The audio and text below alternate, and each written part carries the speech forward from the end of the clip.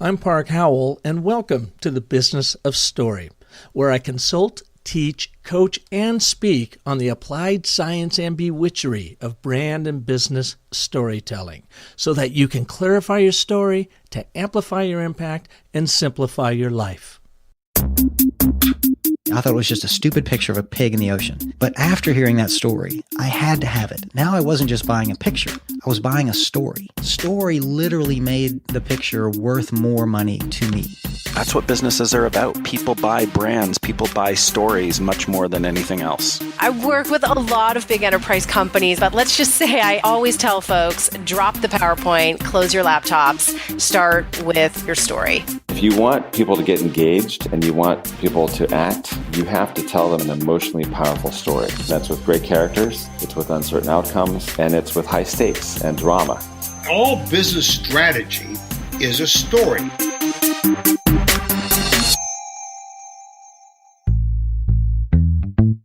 I learned a powerful new way of understanding audiences and how to message to them for the greatest engagement from our guests this week on the Business of Story. The best way I can sum it up is in these two words: algorithms and anecdotes. The algorithm comes from taking a very analytical left-brain approach to understanding what drives your customers. In fact, it's based on the simple coding construct of if this condition exists, then this, relative to the wishes and wants of your customers. That behavioral algorithm then reveals the proper anecdote or brand story that you want to share with your audience to engage with them on their terms. But that just covers the behavioral side. The medium you choose then determines the kind of message and how you will share it to connect with your audience where they're at, physically and mentally. With us today is Pete Sena. He's the founder of Digital Surgeons in New Haven, Connecticut. They're a design agency that, designs brand experiences through how they share their stories online and off for such notable companies as Lego, the U.S. Open, Sabra, and Yale University. You'll learn how their brand storytelling process leads with empathy to strengthen and enhance customer experiences and opportunities. The effectiveness of asking better questions to transform your relationships with clients, customers, and the stories you tell them. And the power of technology in telling your stories. What message is your medium sending, and are you using it effectively? He takes us on a journey of how they did all of this with one of my favorite brands, Camelback, the hardy hydration company that seems nearly ubiquitous with hiking and the great outdoors. Pete believes that creativity and curiosity have the power to not only change us personally and professionally, but also how it can change the planet. Let's hear how with Pete Sena. Pete, welcome to the show. Thanks for having me. Really excited to be here. Now, in your bio, in my research up to this program, you talked about being a gritty entrepreneur. So give us a little bit of your backstory. Where does this grittiness come from? Give us some examples, and what are you doing with it in this day in storytelling and digitally? Absolutely. So let me first start with the audience to define, when I say gritty or grit, what I mean by that. So there's been a lot of research around the notion of grit specifically. So when I say words like grit, what I mean is really having resolve and courage to be able to push through challenging situations. So I consider myself to be resilient and have a great deal of perseverance and be able to sort of come from or start from wherever I'm standing and then sort of push forward, right? So give us an example where that resolve and courage came into play for you as a young man. Yeah, for sure. So as a young man, the first thing that comes to mind, just going back to the beginning, is I'm one of the first people in my family to go to college, much less graduate from college. I'm one of the first people in my family who not only graduated college, but also decided that I was going to start a business at about 19 years old. What was that business?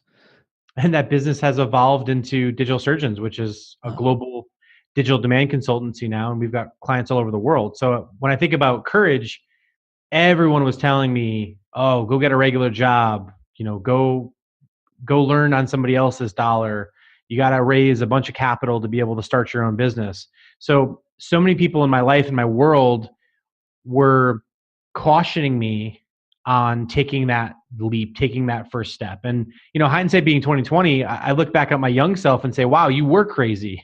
Why would I ever do that? I made it so much harder for myself. But I think the ability to build up what I like to call my adversity quotient, right? My ability to get past adversity, I think is one of the things that separates me as an entrepreneur when it comes to some of my other colleagues who might not have that same perseverance. I don't think that I have any particular smarts or abilities that anybody else has. I think I just have a particular perseverance and a will to win that has allowed me to be curious and ask questions that others wouldn't, and try and experiment things and with things that others wouldn't. And what I mean by that specifically, I mentioned earlier when we were talking that I've got a deep passion for anthropology and psychology. I wrote my first line of code and started writing software when I was 13 years old.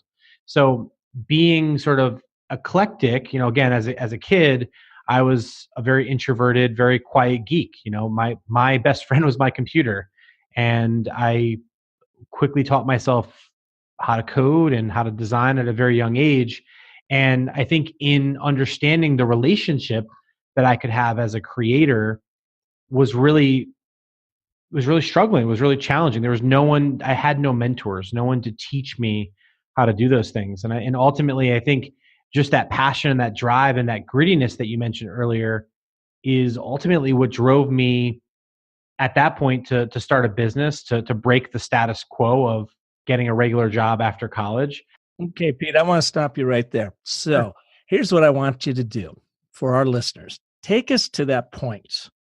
Take us to that moment when you were 13 years old and you were writing that code. We want to know. So you've covered it high level. And since this is a storytelling podcast, that I thought, okay, I'm going to do a little coaching here. I would love for you to take us to you in your room at 13. Why? What was the impetus of writing that code? What was that code for? What was the surprise or aha that you learned in the writing of that code that informs who you are today as a practitioner? So let's go there. Let's go to Pete's bedroom, if that's where you were, at 13, writing that first line of code. Take us through it. Sure. Well, I think if you want to put it in the form of a story, let me change it up. It is a storytelling podcast. I mean, what the heck? No, for sure. I'm just giving you a hard time. So it's Saturday morning. I wake up, and while most of my friends are watching Saturday morning cartoons, I find myself in my living room staring at a Super Nintendo system. And in that Super Nintendo system, I pop in the cartridge, which clicks, and at first I'm hoping turns on and doesn't have static, and on comes Super Mario for the Super Nintendo Entertainment System. And I grab the controller and I sit down, and I find myself completely engulfed in playing Mario, like any kid at that So time. what was this, like early 90s? It must have to been, yeah. Again, I was born in 82, was probably 13, so you're 1995. Okay, keep going. 95. Thank you. I always just like to get a timestamp in there for my own brain, just so I can kind of picture where I was. I was raising kids that are your age now. Nice. So, okay, I'm totally with you. You're playing Super Mario. So here I am playing Super Mario, and as a very curious kid, a kid who from the time I was 5 years old would take things apart and put them together and would always be pissing off my grandparents and my family. So here I am at 13 and I'm playing this video game, and I asked myself the question, I wonder how these games are created. And I wonder who does the graphics for these things. How are these things made? So I start to inquire in myself. I start to inquire, at the time there wasn't just Google. I couldn't just jump online. I think I might have had America Online at the time, where you had to pop the CD in the computer and jump on your dial-up modem. But Yep, I know it. Keep going. Okay. Absolutely. So I remember in that moment, during that day when I was playing those games, I was very, very curious as to how video games got made. And I asked every person I knew, my family, my friends, and of course, no one really knew. I didn't have a particularly technology savvy family. But what I did have was a really awesome set of parents who were totally cool bringing me to the bookstore on a weekend. So they took me to the bookstore probably a day or two just after that moment of playing Super Nintendo. And I was looking for books on video games. And that was where I discovered that the way that video games got made was through software development or software engineering. And I very quickly fell in love with the concept of the idea of what if I could make video games? What if I could, just like that game helped me escape my reality of being the shy, geeky kid at 13 years old? What if I could make games for other people and the same joy that I was experiencing instead of watching Saturday morning cartoons? What if I could take that same joy and give that to others and myself? And that ability to have control, as an introverted 13-year-old, I didn't have a lot of control over conversations. I was very shy. I was uncomfortable, right? I was introverted at the time, if you can believe it, talking to me now. So in that discovery of software engineering, I realized that I could code.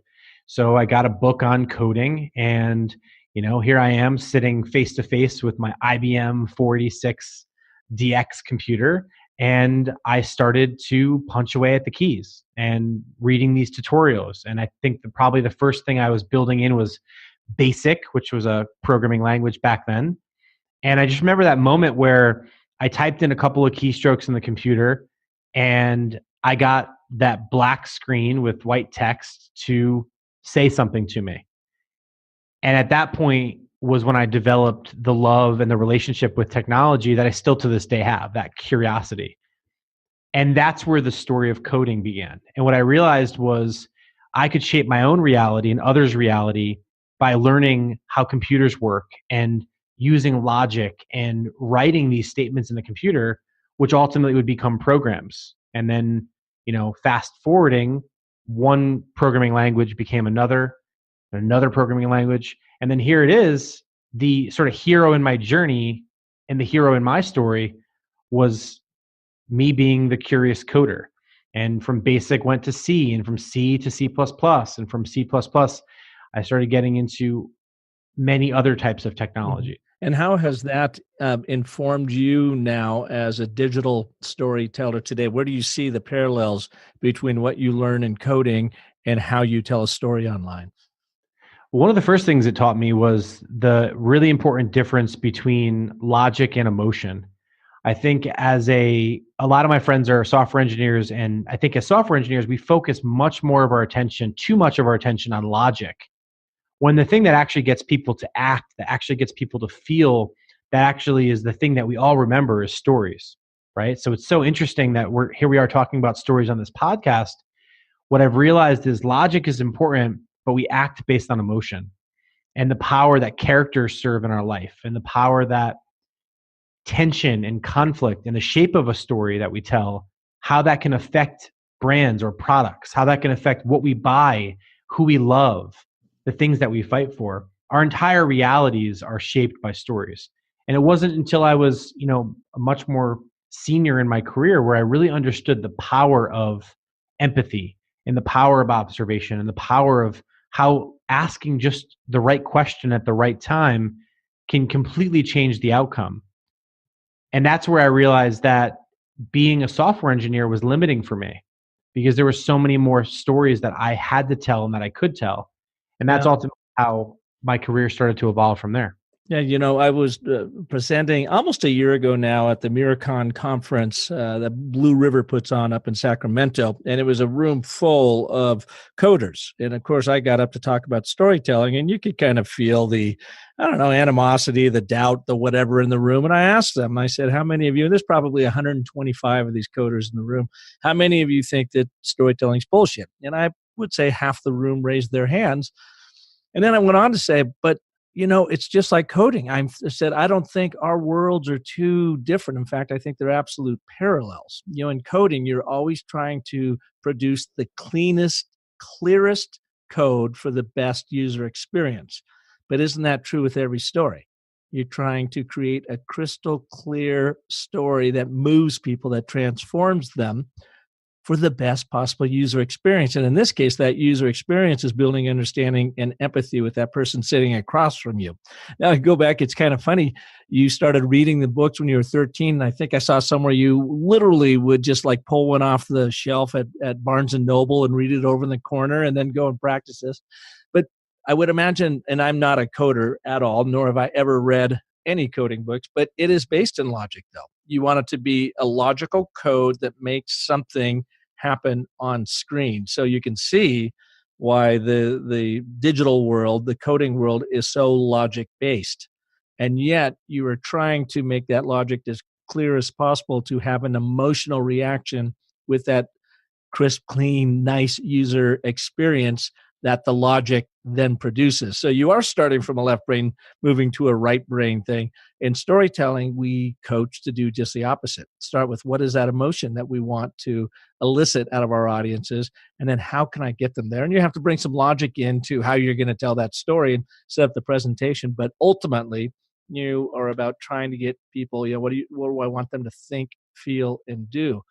So, Pete, from what you learned as a young man, started in that coding, that exhilaration of actually making something happen on the screen, I totally get that. How has it now informed who you are today? And when did you have that really first moment of understanding and empathy that got you over that threshold of, it truly is about emotion and not just the logic of what we're trying to sell? It's a fantastic question. And I'll give you the most direct answer I possibly can remember. I mean, obviously, experiences and stories shape all of our lives, whether we're in the business of storytelling or not, like both of us are. Where my mind first goes is every story is in many ways logic based, right? Some of the best stories that are being told right now, are interactive stories where the user has some input in choosing their own adventure, right? So are you talking like that one that was just on talking about Black Mirror, Netflix? Black Mirror, yes. I started watching that one. So nice, perfect, right? Where my mind goes was, I love that you mentioned Black Mirror. We can nerd out on that another time. I think where I was going with that was everything's like a choose your own adventure book when it comes to storytelling. What I mean by that specifically is nowadays, the way in which millennials and plurals and sort of younger, newer generations are consuming content, it's much more interactive, right? So the days of reading, a start to finish novel-like experience, I think, are changing. I love nothing other than, curling up with a book or my iPad and reading like the next person. But what I'm noticing now is the power that this logic and emotion together can have. And by power, what I mean specifically is that the more we understand about our audience, the more we can personalize and contextualize the stories we tell them. So some people might want stories where they are on the edge of their seat and being scared and we're playing to suspense and fear. Some people might want stories that pull at the heartstrings and make them cry and emote those kinds of emotions. So I think for me, the moment was when I first discovered design thinking, not graphic design, which I certainly discovered at an early age, but when I first discovered design thinking, which was all based on empathy and observation, it was probably a book or maybe it might have even been like a TV spot or a TV series or something. I was really interested, as I mentioned earlier, in video games and special effects for film. And I don't know where I came across it, but I came across something on this idea of design thinking. Maybe it was, thinking about Silicon Valley startups and IDEO or all these kinds of companies. I don't remember where at this point. It's been so long.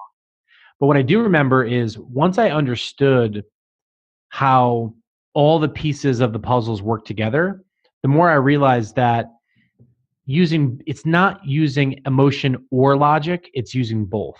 So being able to tap into both of those things by specifically focusing on who is this story for, right? One of the things that we do a lot as marketeers is understand who exactly are the audience or audiences that we're trying to communicate with.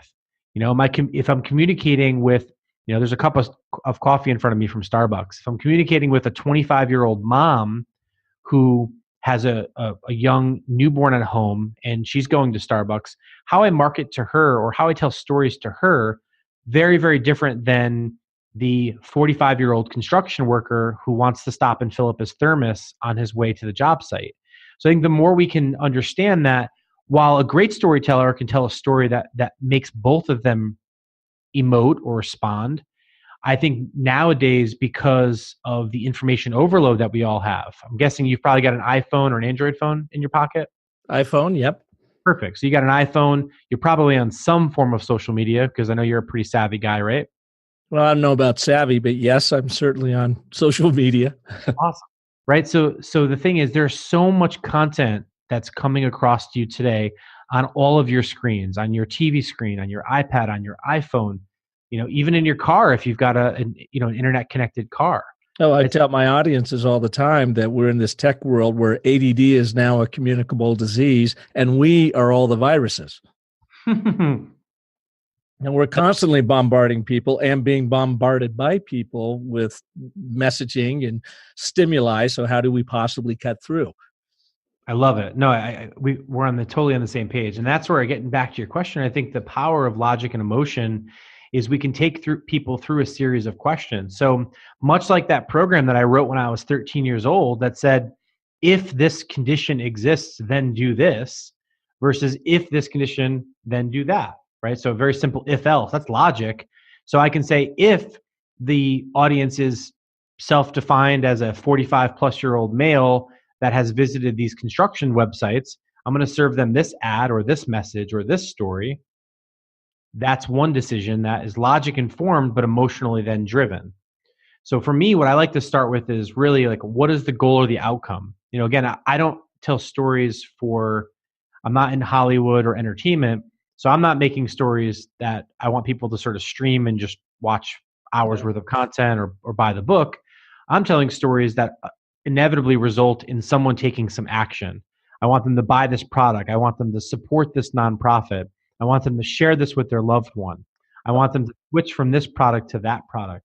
Okay, so let's go through this then, because I'm on your website, and I want to for our audiences, I want to give them an example. I'm looking at your work for Camelback, which is one of my favorite products. In fact, I just got a new one for Christmas, and I absolutely love it. Which one? Gosh, I don't even know the name of it. I gave my kids 4 different options, and they got me one of them. But nice. It's put on you slap on your back, and away you go. It probably holds maybe a gallon of water, if that's enough for me and my dog Hazel, my golden doodle, to go and climb the mountains around Phoenix here. Nice. But one of your case studies at Digital Surgeons is in its headline, designing a vertically integrated experience to drive new revenue. Would you take us a little bit through the case study for what you did with Camelback? And by the way, listeners, if you are around a computer, why don't you pull it up? You can go to digitalsurgeons.com and just go to their case studies. It's the first one that pops up. But take us through your process that delivers what looks like a really cool outcome. I love that. And again, always happy to talk about the work. It's the thing that gets me up and excited to start every day. So for Camelback specifically, we've been working with them for a couple different years. They've been going through, what some would call a digital transformation, which is really just a big buzzword to say that they were a brand that started before internet and e-commerce and online was a really big part of how brands build. So they're going through that transformation right now. And by that, do you mean they're trying to figure out how to do a better job of telling their story online and connecting with customers that way? Absolutely. I couldn't have said it better myself. This is I'll send you a bill on that. I appreciate it. To answer your question, so one of the things that we know about our audience, so we collect a lot of analytics, digital analytics. We do a lot of talking to different customers, so people like yourself who either have or want various Camelback products. So one of the first things we do is we always say, first thing we do is understand what are the outcomes we're trying to charge towards. So the outcome is Camelback wanted to identify a way to drive new revenue and drive new revenue streams. Basically a fancy way to say we want to make more money in a different way. So we start with that outcome first, and then we start to then figure out, okay, what are the insights that we need to understand so that we can build a plan or a strategy that helps us get there. Mm-hmm. And then once we understand the insights, once we understand the data, once we have all that fun stuff, mostly logic driven, right? Then we understand the emotion side, and I'll go through that in detail. And then we can start to develop what we call business building ideas. So brainstorms are great, but I'm sure many of the listeners on this phone have probably sat in 1 or 2 brainstorm meetings today where there's not going to be a lot of outcomes. It's just one more meeting about meetings where they talk about ideas. We take a very different process. We call it game storming, in how we start with the outcome, which is, okay, Camelback wants to generate new revenue. How do we do that? We look at all the ways that Camelback currently generates revenue. And one of the things that we identify, because we've helped them with their website, camelback.com. If you've purchased from there, that was our creation. Obviously working with their Camelback team, amazing group of people there. And in doing that work, one of the things we identified on social media through our analytics and through some of our audience work and our questioning and our empathy work is that people were customizing their bottles. People were putting stickers on their bottles. They were accessorizing. So we saw that sometimes men or women were matching their shoes or their sweatpants or their jackets with the color of the bottles and the color of the caps. And what we realized in that just natural observation, just opening your eyes, being present, is that there's a lot of opportunity for us to give Camelback consumers the ability to customize their products. Really individualize a product that way then. 100% individualized. And what better way to tell a story of who you are than how you express yourself, how you dress, how you show up in the world. Oh my God, I hope that's only partly true. And here's why. I was sitting in a water conservation meeting yesterday in downtown Phoenix. And we've been working with the Water Use It Wisely campaign, literally a campaign we built and produced in 1998, Pete, and it's still going strong 20 years later. It's hard. I've never had any campaign with the durability of that one, but we were sitting with a bunch of the cities yesterday in this conference room, and one of the gentlemen there had a beautiful glass, Travelall water container, and he had a sticker of the poo emoji on it with glasses and a bow tie. And I thought and I was waving at you. And I thought to myself, you know what? While the poo emoji might be kind of cute, I think the last place I would want it identified with me or looking at it is every time I took a big swig out of my water bottle. Well, that's a great thought that was weird. I would reframe that, right? And Okay. how I'd reframe that and say, maybe, their son or daughter who just went off to college that they love so much and they miss so much, maybe the favorite thing that they do is text back and forth the poop emoji. So maybe instead of him thinking about feces or something that you or I would think about, maybe he just thinks about his young daughter. And that's where the power of emotion and data comes in, I think. Yeah. Good point. Although this person was not a gentleman that would have a child of that age, they are in their late 20s. So I know the poo emoji is running around, but maybe it's something me in my later 50s can't quite identify with. But the point I want to make is I totally see what you mean, where people are customizing their Camelback and other water bottles. So totally. No, I appreciate you. I love that story, and also kudos to you for being able to create such a powerful campaign. It's kind of reminds me of that Got Milk campaign, which I know is just still stuck in my head from the time I was a kid. So, well, thank you. We can only dream of being able to launch campaigns that have that level of durability. So that's in awesome. 35 years, it's the only one I have. So others have worked fine, but have not gone 2 decades. So, but anyways, back to Camelback and your work there. It's really fascinating. Yeah, no, thank you so much for that. And again, love this stuff, right? So what we identified then was people like to accessorize their products. So what we figured out in working with the Camelback team is that it'd be very beneficial and valuable if we could create an online store where it was solely dedicated to being able to do a custom design and a custom print design of the bottle. And that presented a lot of challenges, but also a lot of opportunities. So what we started to ask ourselves is, what would people want to be able to customize on a website, on the bottle itself? What kinds of graphics or what kinds of text might they want to put on there? In that, we started to then understand the audiences, and talking with the audience, we started to then map out a series of different prototypes. And what we ultimately came to, I'm just simplifying it just because this is a long project and I don't want to kind of bore the readers here, is what we ultimately identified was what the journey was from someone wanting to be able to pick a product and then customize what they put on that particular product for them. So that could be for their sports team, that could be for their local PTA group, that could be for a reunion that they're having with their family. And then what we then identified was, who are our core audiences? So whether we're marketing to direct to people or if this was a B2B type of concept. And then what that ultimately allowed us to then design was a web application that's completely custom, where you can go online, you can pick your product, you can customize your product, and you can buy it. And then at the end of that process, because it's got to work across all devices, whether it be on a laptop or a mobile phone, being able to then take that product, purchase that product, and then have your custom version, whether in your case it's the poop emoji as the person that was in that with you, But I could or put a business story logo. I mean, I can upload a business story logo and put it on my own Camelback. absolutely. So I'm totally co-branding my brand with Camelback, and they were totally cool with that, right? 100%. Because Yeah. ultimately, at the end of the day, what's most important for Camelback is that they're able to achieve their mission, Mhm. which really enabling hydration across all the categories. Whether you are walking, running, biking, or just going to the next meeting with your water conservation client, which pun intended, literally we want to be able to make sure that we're selling more Camelbacks. We're spreading that product efficacy because Camelback makes some of the best products. I mean, I've had every type of water bottle or water pack you can think of. I'm a pretty active guy. And how we were initially drawn to Camelback was because of the love affair that myself and one of my creative directors really shared for them.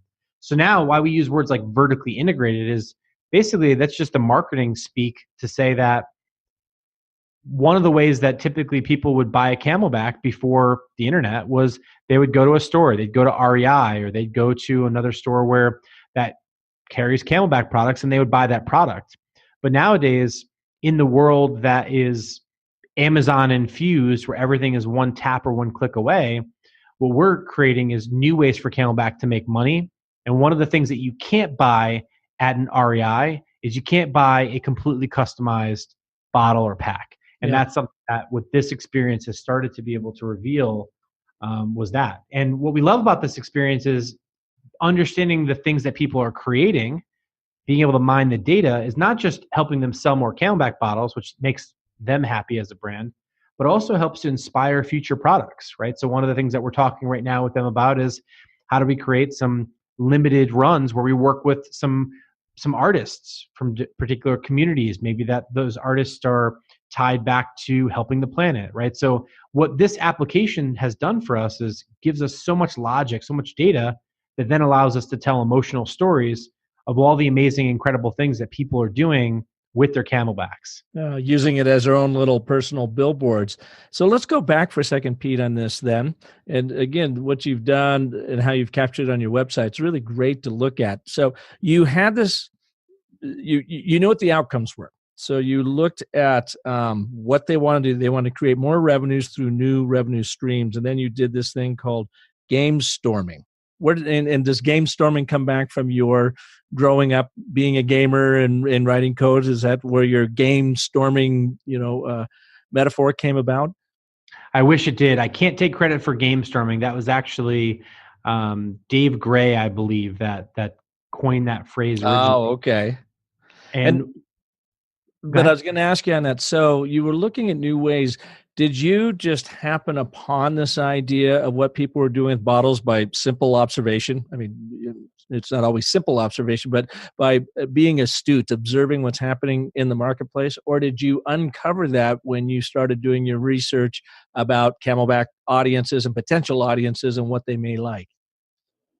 That's a fantastic question. And I think there's not a singular answer to it, only because there were so many different inputs that inspired that insight or that idea. So one of them was literally just going down the hall to the local CrossFit and seeing what kinds of bottles and what kinds of packs people were using. And a lot of them happened to be Camelback. Some people had Swell bottles, which they had things on. So it's a competitor brand, right? Ultimately, what I think informed the data and got the brand team at Camelback and the leadership team excited about this as a potential thing to do was they had a lot of awareness and we had a lot of awareness based on how people were expressing themselves on social media. So just looking up Camelback or a hashtag of Camelback, or anytime Camelback was being tagged, we were seeing all these photos that people were putting on social media. And in the photos, we were noticing that the bottles had stickers and that people were color coordinating. So we started to ask ourselves the question, just through, like you said, simple observation. Is it possible that people are customizing their Camelback bottle like an accessory? Are they treating it like, like a man would do a graphic t-shirt, or maybe a woman would with a purse or a satchel? And we went out and we started talking to some real customers. We started looking at website traffic behavior on the website to understand what people were purchasing, how they were choosing specific colors, how they were pairing other products. And then just by having sit-down conversations with real people, we understood the relationship that they have with their Camelback and how the choices that they had. So for example, one of the really common things that Camelback's been doing for years, long before us, is they would launch a specific branded Camelback bottle at music festivals. So they obviously, at music festivals, there's a lot of people sweating, people being active. Really easy to get dehydrated when you're out in the bright sun, whether you're in Phoenix or Florida, wherever you are. If you're at a music festival, you're animated, your body is sweating out water, you're getting dehydrated. As a brand who's largely focused on hydration, they were doing sponsorships at a lot of these music festivals and launching a very specific bottle that was branded to that festival. So we saw a lot of people showing off their bottles with that particular sticker. We saw some people that were just putting stickers on their bottle. So how we observed that was by talking to real people, by looking at social media analytics, and also just seeing on the internet how these real people were showing off their bottles. And that was one of the things that was a big insight for us on the consumer side. But also Camelback, they have amazing product and research teams. One of the big ways that they grow their business is through B2B as well. So it's not just selling, one bottle to one person like yourself or the person in that meeting, but it's also selling, large group amounts to people at sports teams and at collegiate universities and that sort of thing, where they might want to buy 30 Camelback bottles for their sports team, or 100 or 200 or whatever. So being able to allow someone to say, you know what, I'm going to launch my, digital surgeon softball team, and I need 50 branded digital surgeons Camelback bottles. I can do that now with the application that we've helped them create. And more importantly, you can do that now with that application. So that's sort of how we got down to that insight. And again, I'm simplifying it. My strategy team would be mad at me because they would want me to we talk only have about so much time. Who was the audience that you totally dialed into? Because you had mentioned a number of different audiences early on, but when it comes right down to it, who's your number one audience for this particular product offering? On the B2B side or on the B2C side? Either one.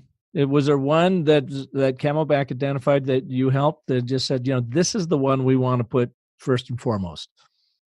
It's a tough question. I love that question. I think that on the business to business side, we were looking at some of the common patterns for who the decision makers were that were ultimately making these orders and making these bottles. I think what we found and focused on was who the core Camelback audience is, being able to create, products. In this case, this product, this marketplace, dedicated to that. So it's their audience, obviously a pretty equal split between both genders or all genders, excuse me. And we dialed into a lot of affinities specific to kind of active lifestyles. So bike, run, hike was a core thing that we focused on in terms of the target consumer. And then we also used a lot of the behavioral data from all of their digital properties. So that's what helped to inform it. The challenge with a product like this that's sort of mass manufactured and sort of goes out to the masses is we're really trying to capture anybody that would want to buy or own a water bottle. Versus if I was trying to sell a particular technology product or an automobile, it's going to have a very specific, 25 to 32-year-old men from urban cities, right? That was not the case with Camelback, because really what they wanted to do with this application experience is, they want to get as many people properly hydrated, not using disposable bottles that are going to, obviously it's beneficial for the environment if you're drinking from a Camelback reusable, refillable bottle, of course, BPA free and the like. So really, I hate to give you a mishmash answer, but really target was pretty big because we were going after, people from 18 to 45, or bigger in some cases, that were buying or would be assisting in the purchase of buying these bottles in bulk. Yeah. So I asked that question because always when I'm talking through something like this, it kind of gets filtered through my story cycle process, at least in my brain. So you come into this, you're looking at it in a narrative way, a strategy narrative way for the brand story. The backstory is Camelback wants to increase revenue streams. One of the audiences, we'll just say, is, as you said, the very active male, female, and age almost doesn't matter in this case, but they bike, they run, they hike. You experience that these people like to actually accessorize their water bottle. And if you think about it, I didn't think about it until we started talking about this, but a water bottle is a pretty intimate accessory. I mean, you're cleaning it out. You are, obviously putting it to your lips. It is keeping you hydrated. So of all of your workout attire, that water bottle, although you may not think about it, subconsciously is a pretty intimate thing. You don't want to have a lot of people, pulling swigs off your water bottle. And so these people, they have a wish, an internal, wish to express their individuality. And they do that by how they accessorize their accessories, their water bottles. And so you have answered that wish by giving them, or answering a want. Then I want a water bottle that I could easily and very coolly accessorize online with either my logo or my group's logo, or so I can build out my tribalism that again expresses something about me and my individuality, interestingly enough. And so we move on to the next stage. So you've got background, you've got the hero who's at the center of this, you have the stakes. What is it that they wish, and what do they want to get to attain that wish? What's the disruption going on in the marketplace? Well, you guys working through Camelback became the disruptor now by going through the throes of putting together this app and this online e-commerce site where people can go and upload a logo and get a water bottle with their logo, or they could get hundreds of them, whatever they want. So you were the disruption in the marketplace. How long ago did you launch this, and what has the conversion looked like now that you are really bringing the Camelback brand story into the stories of their users, in this specific case, those active users of the bike, run, and hikers out there? So what has been the outcome of this? So I'll share what I'm able to share with you. Obviously, we have to be kind of tight-lipped when it comes to certain statistics. So how long ago did you launch it? So we launched this product. The soft launch of it was, probably, I want to say the soft launch was around June. We did a couple of waves of sort of testing, obviously. June of 2018? Yes, exactly. Yeah. To answer your question about conversion, so we've seen a tremendous amount of interest on both the business to business and the business to consumer side. So in terms of the traffic to the site juxtaposed with the amount of people that are actually purchasing it, with the amount of people that are then getting these bottles physically printed, because this is all integrated into their warehousing ERP systems. All the technology connects together in terms of actually physically printing on the bottle. We've seen a above benchmark result from this. And I think with the statistics, there's been a lot of buy-in from the leadership team to start to further market and drive new audiences now to this particular property. So I think that what we can expect to see, again, without violating any confidentiality, I think what we've learned here is that vertical integration and direct to consumer e-commerce for Camelback specifically, but also for other brands like Camelback, is going to be a really, really strong way to win and differentiate in 2019. And when I think about storytelling, one of the most important things of a story in the signal versus noise problem that we all have today that we talked about earlier is being able to make sure that we're getting the right message at the right time with the right experience for people that ultimately results in the action, which in this case is customizing and buying one-to-many water bottles for yourself or for your company or for your team.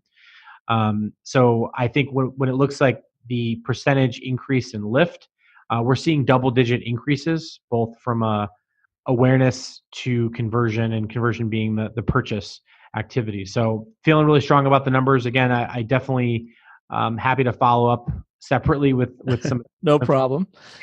But yeah, no, you'll notice based on just the relationships that we have and what we're I would love to share the revenue numbers with you, but I might get in big trouble if I do that. No problem, Pete. So what does this particular initiative say, or how does it express the Camelback brand story? In doing this and putting in the money, the effort to make this happen without any assurity it's going to work. It sounds like it's working wonderfully. How is this an extension and an expression of the Camelback brand story? At the most core level, the most important thing for Camelback is their ability to create products that result in hydration, right? They are, without a shadow of a doubt, they are the leader in hydration. And being able to tell that story and sort of put their money where their mouth is ultimately enabled by putting humans at the center of this, right? So when you go back to 1989, the whole reason that Camelback was formed back then was because of the most basic human need that we have, which is thirst, right? So when they first were forged and created, everything from enabling America's military to serve and fight overseas and protect this country, down to winning the Tour de France and all these other things, Camelback exists purely to deliver the best possible products and systems to be able to do that. So that's their commitment as a brand and business. And I think what I love about that is when you think about Got Your Back, which is their sort of warranty and support process for making sure that the products are ironclad in terms of how they work. At the end of the day, creating this app experience is just one example of how Camelback is paying back their brand story and paying back their mission, which is to hydrate in a responsible way where people aren't, polluting the oceans and polluting the planet with, plastics and, disposable bottles and that sort of thing. So I think what this allows people to do is be able to create something that is tailor-made to their needs and interests in terms of how they, accessorize and create the bottle. And I think it's step one of many that you're going to see this year where brands are understanding what their values are. They're understanding that they're losing control of their brands as everything's turning into the Amazons of the world. And I think people like Camelback, you'll see it across many industries, are really going back to why do we exist? In this case, really to hydrate the world, and they've got your back in doing that. That's one of the reasons that they're launching this. I think that brands today realize that the best way to tell a story is to understand your audience and to make sure that you're doing it on your own media properties. You can't tell a story about a Camelback bottle on Amazon. If you go on Amazon and you search for water bottle, you're going to get any litany of different brands and different solutions. But the people that belong to that Camelback tribe, that believe in what Camelback stands in, at the end of the day, all a brand is a promise. And Camelback, I think, is paying off that promise with investments in technologies like this. And ultimately, if you can't get a Swell bottle, which is a competitor, or competitive product, if you will, I wouldn't say they're a competitor, but if you can't get a custom Swell bottle for your high school reunion, but you can very easily go on to Camelback's custom print and design 30 of those and quickly have them at your doorstep, where are you going to go? Do you want to go with 30 bottles on Amazon that you have to buy stickers for, and maybe they're kind of crappy stickers, or do you want to just go with a one-stop stop, like you did when you were asking your kids to buy you that Camelback? So that's at least our hope. I mean, obviously we're biased because we're both lovers of Camelback and also they're our client. Mm-hmm. But I think what you can find across any of the work that we're doing today, it's how do we help brands connect their vision and their story and their values and their products and services with customers. And I think the way we do that is by connecting people with these brand stories that ultimately result in the action that the brands want, which is, buy the products, help save the planet, and both people's visions are achieved in the process. So that's my philosophy. And my creative director might give me shit and say that different approach, but that feels like it's about right for me. So Pete, to wrap this up here, and I want to go back to the 13-year-old Pete, and now you got your head wrapped around technology and started working, forward to the beautiful work you're now doing with Camelback and others on your website at digitalsurgeons.com. let's talk very quickly about the power of technology in telling our stories. What message is, you asked the question, what message is your medium sending, and are you using it effectively? So what do you mean by that? What message is your medium sending? Medium being a website, being another medium of being Facebook, or those channels? Can you kind of clarify that for me in my mind? Yeah, absolutely. So the phrase that a lot of people might have heard is the medium is the message. And that phrase I think was originally coined back in the day by like Marshall McLuhan, right? And basically what he said is essentially where the message lived ultimately conveys something about the message. So for example, if I am holding up a handwritten sign and walking down the side of a highway to communicate where people can go online versus if I serve you an Instagram ad that pops up on your mobile phone that you're flicking through on your way home from work or during a meeting or whatever it is. So what I mean by that specifically is what I love about technology is technology allows you to understand who, where, what, how a person is consuming something on a device. So are they seeing my message or my ad during a commercial while watching Hulu or YouTube on their iPad or on their television or on their handset? Are they seeing it on a billboard? Is it on, are they listening to it on a podcast like they'll hopefully be doing on this particular podcast that we're on together? So understanding the medium is really important. So for example, I could send an ad out right now that says, do you want to know how we helped generate millions of dollars for X client? Click here. I could do that in a well-targeted Instagram or Facebook ad. And that's a pretty simple, basic story with not a lot of emotion that we've ran that people click on. However, if they're listening to it on a podcast, the medium being a podcast, the speed of my voice, right? Saying when I was 13, I learned how to program.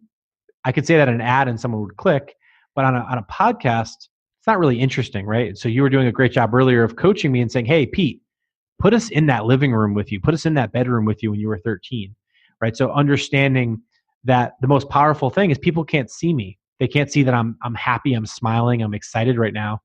So the speed of my voice, the how I'm sounding, the inflection, these are all interesting things that I'm probably not paying as much attention to in the particular medium of a podcast versus if this was a video interview that I would be coming across a lot differently for the audience. So when I say that the medium is the message, I'm referencing obviously someone else's great cliche that they mentioned years ago. But really what I'm essentially saying is if you understand who you're talking to and the emotions that you're trying to evoke, telling the story is the most important thing. And in order to tell a story that sticks or that works or that actually gets the outcome that you want, whether it's just, I love that movie or I love that book versus buying a Camelback bottle, which we spoke about today quite a bit. Ultimately understanding where that message is going to live and who, where, and why it's going to be served to someone is really important. The relationship that technology can have with that is it can give us a level of data and personalization that we've never had before. So back in the day, if we serve an ad up on a billboard or on a radio ad, everyone that listened to it saw that ad. Nowadays, the modern day billboard is what sits in our pockets every single day, which is our cell phone. If you walk into a Whole Foods today after this interview and you're looking for kombucha, and on your phone, you open it up and you Google kombucha, and there's an ad for a particular type of kombucha that you can get for 10% off with your Whole Foods app, and you happen to be in the store at Whole Foods, you might make that purchase. You might transact and buy that kombucha bottle. You might go home and then a couple days later get hit with an advertisement about a story of a passionate water preservation expert who for 20 years has been hiking this particular place in Phoenix. And after they've finished their day and drank lots and lots of water, they just want a kombucha to help flush out their system. That story might then get you to go back to that Whole Foods or to go online and buy that thing. Understanding where and when and how to tell you that story is enabled by technology. But the one thing I caution all the listeners to this to really pay attention to is use technology as an enabler for storytelling, not as a thing that's going to limit your ability to tell stories. It's a great point because technology does get you in front of them, but you have to first truly understand the hero of your story, the target audience, and where do they live, and what's going on with them in their lives, and what journey are they on. Just like you mentioned, I may be just coming down off of Camelback here mountain, and with my Camelback on back, and what does that look like in the middle of the week for me, following a long day of work, to go out and get some exercise, and where my mindset be. Now I listen to a lot of podcasts when I'm climbing, so maybe there's a place to be connecting with me through a podcast ad or whatever, but you have to really first understand the journey that your audience is on and where they're most likely to intersect your message. And then, of course, then the technology comes in and you decide how is that intersected? Is it intercepted? Is it through a podcast? Is it a visual or is it maybe it's an Instagram story? And any number was, it could be an old fashioned billboard sitting out on the road. You never know. But it really does come down first and foremost, knowing your audience, doesn't it? Absolutely. And I think you can't understand your audience unless you ask questions and unless you build empathy for who they are. If you don't understand what it's like to walk and talk in their shoes, if you don't understand, you used the term empathy earlier. One of the most popular tools we use is, an empathy map, which covers, like you mentioned earlier, what are people thinking and feeling and doing, right? And understanding that, you have to get in their shoes. You can't do it for them. You have to do it with them. The thing we love about working with some of the brands that we work with is people love to tell you the things that are important to them, right? We've found that a lot of people, what people say and what people do are two different things. So we like to marry the qualitative side of talking and questioning also to the quantitative side to see if the data lines up. Because I can't tell you the number of times that someone would say, "Oh yeah, I would buy this thing," and then the product comes out and then they don't buy it.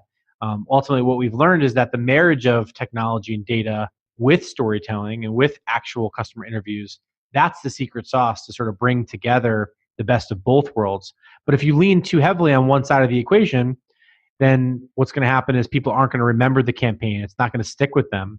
So clearly, the basis of this entire conversation is the more you understand who you're talking to and what you're trying to achieve, that's how you create those long-lasting campaigns like you were telling us about that you did for the water conservation place there in Phoenix, right? You understood that audience.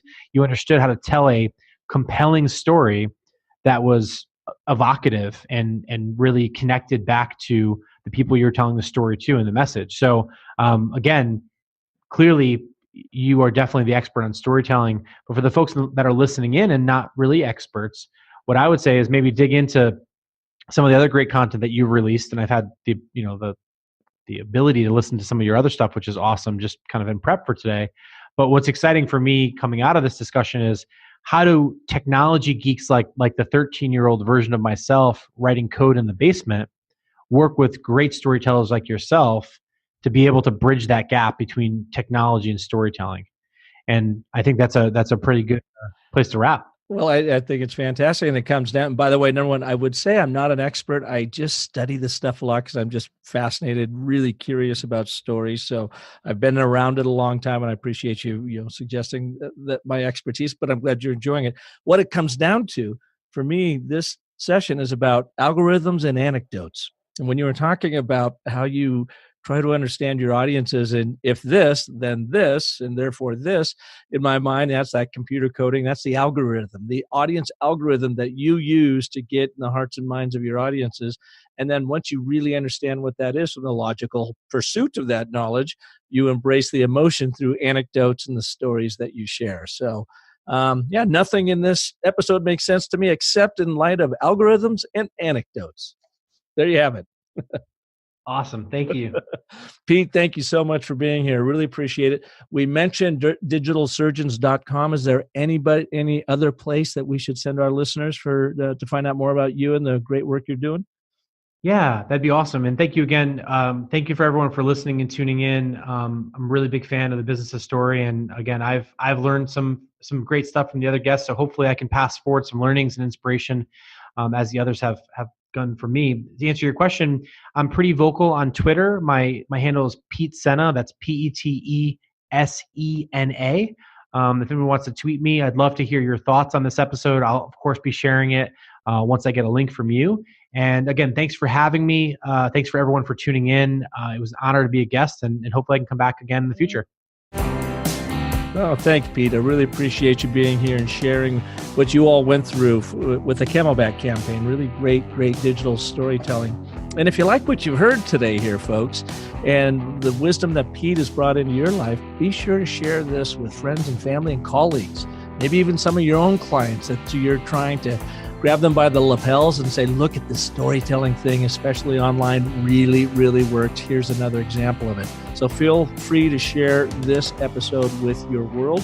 And of course, if I can be of service to you, you know where to find me, businessofstory.com. I got a ton of tips, tools, and techniques right there waiting for you, free downloads so that you can start crafting and telling more compelling stories that actually sell, move the needle, convert people, and make the world a better place, as they always say on Silicon Valley. And until next week, join us when we'll have another amazing story artist like Pete right here for you to help you clarify your story, amplify your impact, and ultimately simplify your life. And until then, remember that the most important story you will ever tell is the story you tell yourself. So make it a great one. Thanks for listening.